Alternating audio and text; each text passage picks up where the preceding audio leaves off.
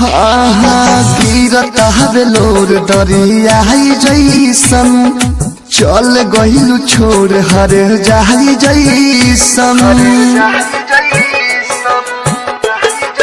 हाँ गिरता बेलोर दरिया जैसन चल गइलु छोड़ हर जाई जैसन।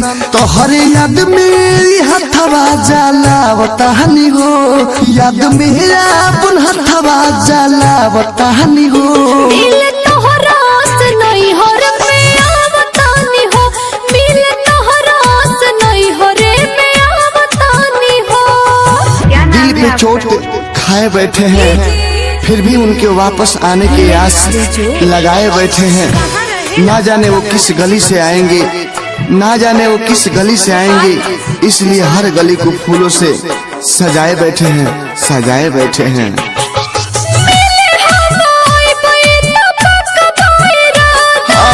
हर सिवा प्यार के हूँ से कोहरी ले न ज्यादा,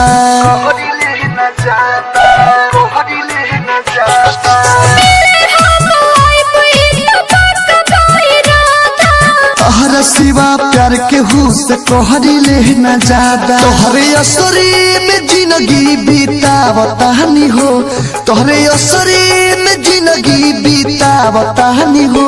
मिल तोहरा से नहीं हो रे मैं बतानी हो, मिल तोहरा से नहीं हो रे मैं बतानी हो।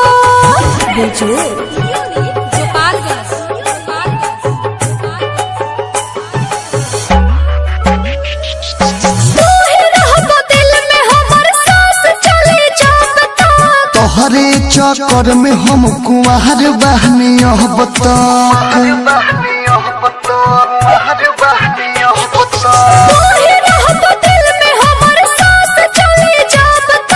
तोहरे चक्कर में हम कुंवर बहनी अब तक। सहू गहना बजा के दिल लगा बतानी हो, विदेशी यादों के गाना बजा बतानी हो।